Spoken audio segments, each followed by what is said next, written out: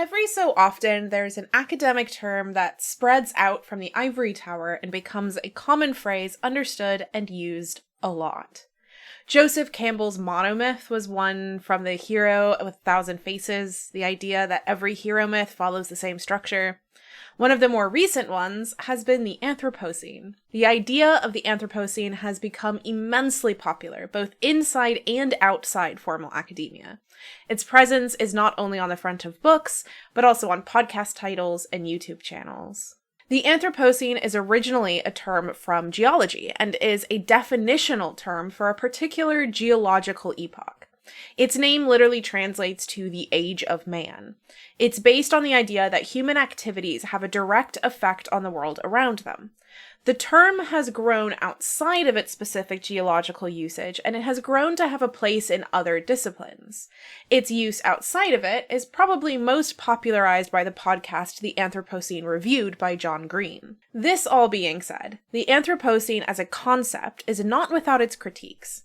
The Anthropocene, most notably in its more implicit understandings, is presenting a particular view of the world. The focus is on how humans have impacted the landscape and world, but always keeps humans as the central focus. Donna Haraway has a different scene to present, the Chthulucene.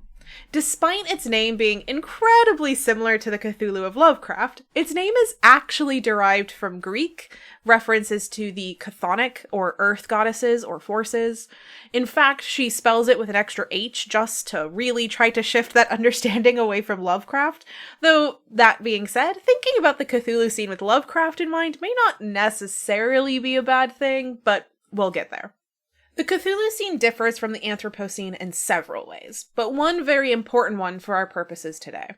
According to Haraway, quote, unlike the Anthropocene, the Chthulucene is composed of continuation histories and cross-species practices of becoming with one another. In other words, humans are not the most important protagonists in the story of life. Other beings, other life, is just as much a part of the formation of the world and our interactions with it as we are. Centering ourselves as the main thing is part of the problem with the world as it is. By thinking about us as a part of the fuller conceptual weave of beings is a better way of thinking about how our impact on the world has occurred. To truly be able to alter our understanding from a human-centric approach to a more holistic approach, we need to embody the narratives that point us in this direction.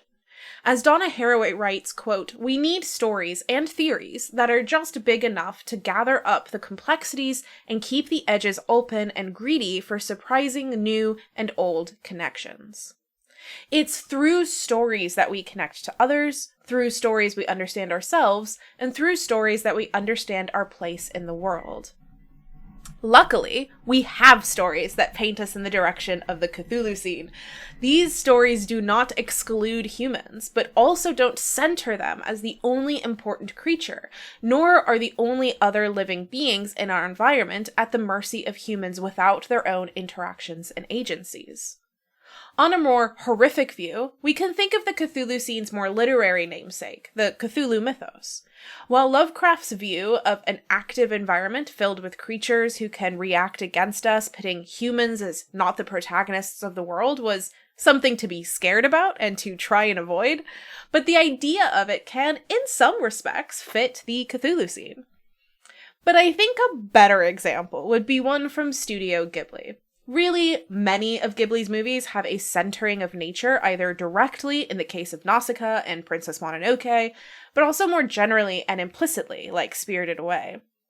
Hayao Miyazaki has explained that the most distinguishing aspect of Ghibli's animation is in its depiction of nature. He says, quote, we don't subordinate the natural setting to the characters.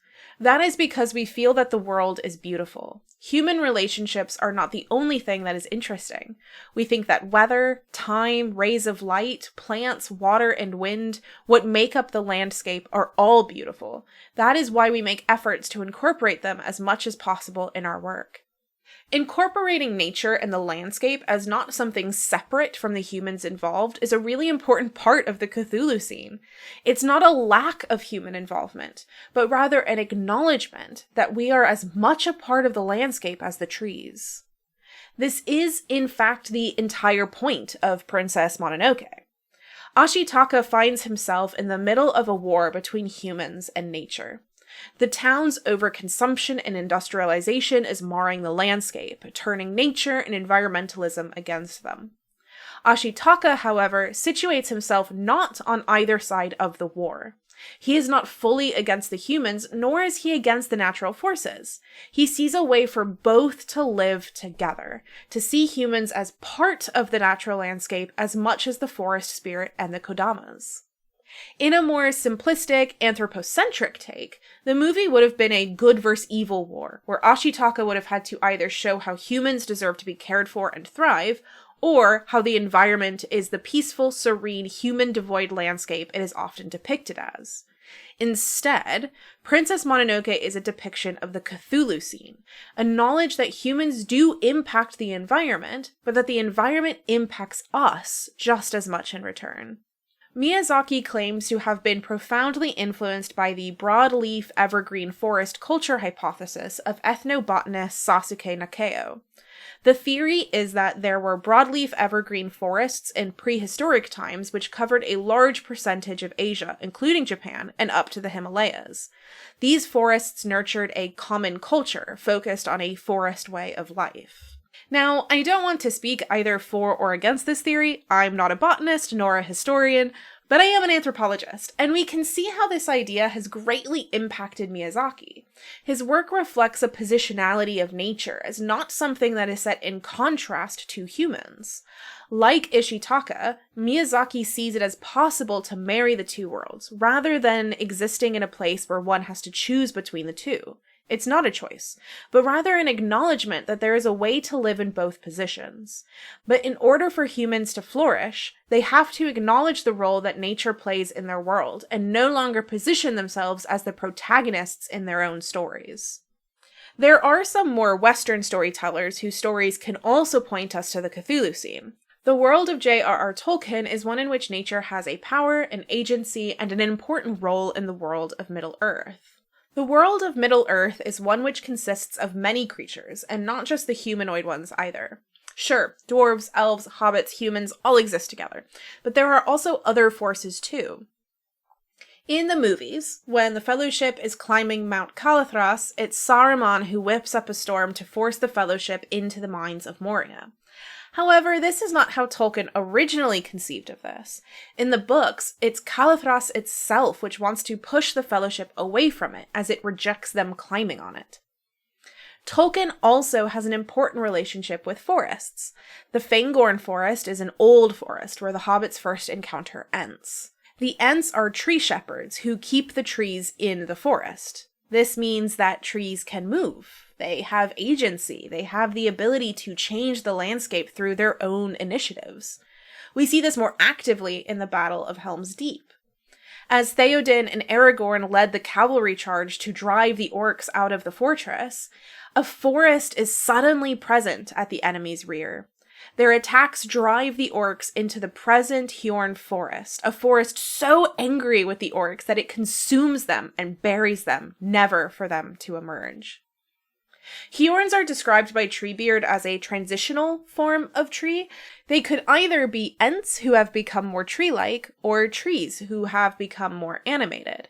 The case for the Hjorn forest, which traveled the landscape to assist at Helm's Deep, is less clear, and could be a combination of the two. As the Ents in Fangorn forest showed, there was deep anger in the forest towards orcs and servants of Sauron. Trees and nature in Tolkien's work are often given a place of prominence. They have a power to them and a feeling of connection and togetherness. Treebeard laments that the trees cut down by the orcs around Isengard were his friends. Connecting and loving the forest is a reciprocal action in Middle-earth. Beings do not love trees unrequited, but can be loved and cared for back in return, and likewise beings who hate and disrespect the forest can be hated and disrespected in turn. In other words, Tolkien understands that the role of humans, or other humanoid living beings in Middle-earth, is not separate from the landscape and nature, or even other life around the world. It's all necessary in order to work together, to see the role of everything and everyone regardless of species. The Battle of Helm's Deep demonstrated that. Pushing out evil required the work of many of the living creatures around Middle-earth, including the Rohirrim, elves, men, and forests. Donna Haraway is not unaware of stories which help to demonstrate the world as part of the Chthulucene. She, in particular, draws on the work of Ursula Le Guin. But there are many creatives saying our current epoch not as the Anthropocene, but as the Chthulucene. This distinction is important because it decenters the human in our mind. If we want to make changes to help the environment, we have to understand that the environment is an important functional part of our world. It's adjusting our perspective, understanding that humans are not the protagonists, whose actions are separate from having a consequence on the rest of the world. And also, in response, the environment and non-humans in our lives also have a great impact on us, because we do not live in the Anthropocene, but in the Chthulucene.